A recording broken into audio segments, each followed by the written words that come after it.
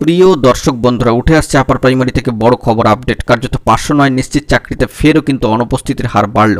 Chairman সাহেবের বার্তা। অবশ্যই বিগ ব্রেকিং নিউজ, আর্জেন্ট ভিত্তিতে এই ভিডিওটা তাই আপনাদের জন্য ক্রিয়েট করতেই হচ্ছে। ভিডিওটিকে সম্পূর্ণ শেষ পর্যন্ত শুনবেন এবং চ্যানেলটিকে এখনই সাবস্ক্রাইব করে সঙ্গে থাকবেন।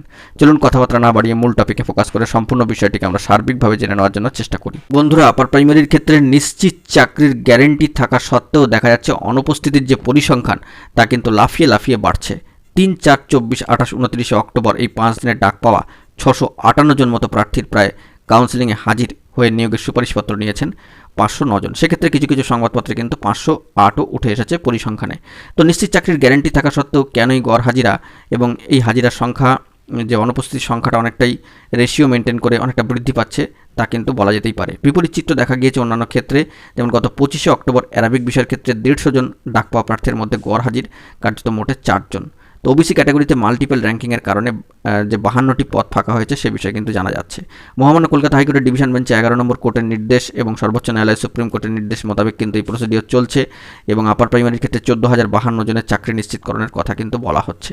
পশ্চিমবঙ্গ আপার প্রাইমারি চাকরি প্রার্থী মঞ্চের সম্মানীয় সভাপতি সুশান্ত ঘোষ মহাশয়ের কথা যে মাল্টিপল র্যাঙ্কিংয়ের জেরে ওয়েট লিস্টেড বহু প্রার্থী দ্বিতীয় দফার কাউন্সেলিংয়ে নিশ্চিত ডাক পাবেন। তার দাবি ডিভিশন বেঞ্চ ও সুপ্রিম কোর্টের নির্দেশ মেনে সকলের চাকরি কিন্তু সুনিশ্চিত করতে হবে।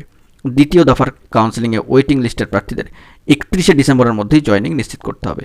কমিশনের সম্মানীয় চেয়ারপারসন সিদ্ধার্থ মজুমদার মহাশয় জানাচ্ছেন যে বিধি মেনে আগে মেধা তালিকায় প্রথম দফার প্রার্থীদের কাউন্সেলিং হবে, তারপর ফাঁকা পদে ওয়েটিং লিস্টের প্রার্থীদের একাধিক দফায় কিন্তু কাউন্সেলিংয়ে ডাকা হবে।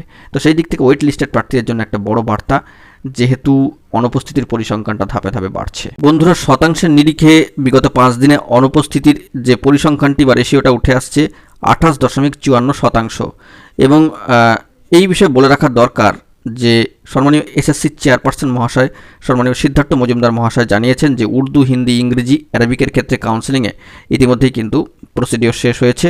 11 নভেম্বর থেকে 27 নভেম্বর পর্যন্ত বাংলা মাধ্যমের স্কুলগুলির ক্ষেত্রে শিক্ষক নিয়োগের কাউন্সেলিং চলবে এবং এত সংখ্যক প্রার্থীর অনুপস্থিতি নিয়ে চেয়ারম্যান সাহেবের যে বার্তা বা বক্তব্য যে কেন তারা আসছেন না সেই সমীক্ষা তারা করেননি, তাই তারা কিন্তু বলতে পারবেন না। আইনি জট কাটিয়ে এই নিয়োগ প্রক্রিয়া চলছে এবং ইতিমধ্যেই সেকেন্ড ফেজের কিন্তু যে বাদদি তা কিন্তু বেজে গিয়েছে। তো দেখা যাক এই বিষয়ে পরবর্তী ক্ষেত্রে কি খবর আপডেট উঠে আসে। আপাতত যে বার্তাটি উঠে আসলো অত্যন্ত গুরুত্বপূর্ণ এবং দেখা যাচ্ছে বিগত দিনগুলিতে অনুপস্থিতির হার কিন্তু বাড়ছে। তো বন্ধুরা, এখন এই পর্যন্তই। গুরুত্বপূর্ণ আপডেটগুলি পাওয়ার জন্য চ্যানেলটিকে এখনই সাবস্ক্রাইব করে নিয়ে সঙ্গে থাকুন। ধন্যবাদ।